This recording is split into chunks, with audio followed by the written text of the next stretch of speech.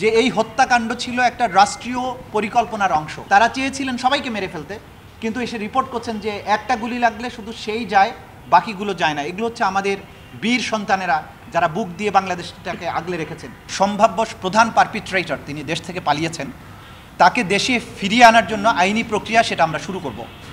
বাংলাদেশের সাথে ভারতের অপরাধী প্রত্যার্পণ চুক্তি, যেটা এক্সট্রাডিশন ট্রিটি, সেটা সম্পাদিত হয়েছে 2013 সালে। এবং তিনি শেখ হাসিনা সরকার, তিনি যখন ক্ষমতায় ছিলেন তার সময়ই এই চুক্তিটি স্বাক্ষরিত হয়েছে।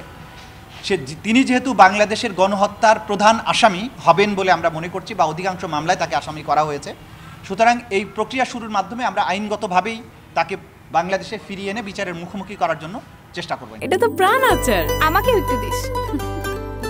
ঠিক যেন ঘরের আচার, প্রাণ আচার। যে আপনাদের কাছে গণমাধ্যমের কর্মী যারা আছেন, আপনারা এই মামলার প্রত্যেকেই একটা আই উইটনেস।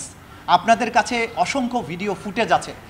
আপনাদের এই ফুটেজগুলো আমরা চাইব তদন্ত সংস্থার পক্ষ থেকে, প্রসিকিউশনের পক্ষ থেকে চাইব যে এটা আপনারা তদন্ত সংস্থাকে সহযোগিতা করবেন, দেশ এবং জাতির সাথে এগুলো আমাদেরকে দেবেন। এই ফুটেজ থেকে যেটির কথা আপনি বললেন সেটা থেকেই বোঝা গিয়েছে যে এই হত্যাকাণ্ড ছিল একটা রাষ্ট্রীয় পরিকল্পনার অংশ, এবং কমান্ড রেসপন্সিবিলিটি এখানে আছে প্রধান হিসাবে প্রধানমন্ত্রীর নির্দেশে মন্ত্রী, স্বরাষ্ট্রমন্ত্রী, আইজিপি সহ তাদের যে বাহিনীগুলো, তারা ঊর্ধ্বতন কর্মকর্তাদের বা ঊর্ধ্বতন রাষ্ট্রনায়কদের কমান্ড ফলো করে এই কাজগুলো করেছেন।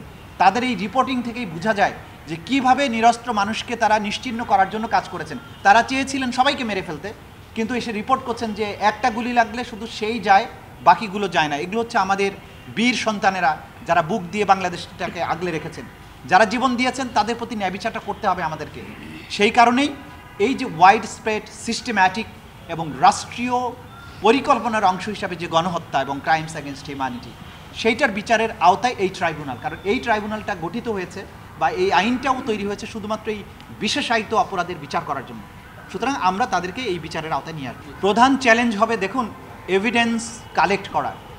অপরাধটা গোটা বাংলাদেশের 56,000 বর্গ মাইলের প্রায় সব জায়গায় সংঘটিত হয়েছে একই সাথে। প্রত্যেকটা জায়গায় একটা কমন ইনস্ট্রাকশন ছিল যে গুলি করে সব মেরে ফেলো।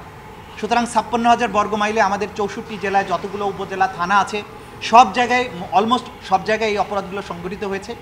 এই অপরাধের যে আলামতগুলোকে সংগ্রহ করা, সেগুলোকে কম্পাইল করা, এটা একটা চ্যালেঞ্জ। এবং দ্বিতীয় চ্যালেঞ্জ হচ্ছে যে আসামিরা এখনও সবাই পলাতক, এবং প্রধান আসামিগণ অনেকেই দেশ ত্যাগ করেছেন, দেশ ত্যাগের চেষ্টায় আছেন।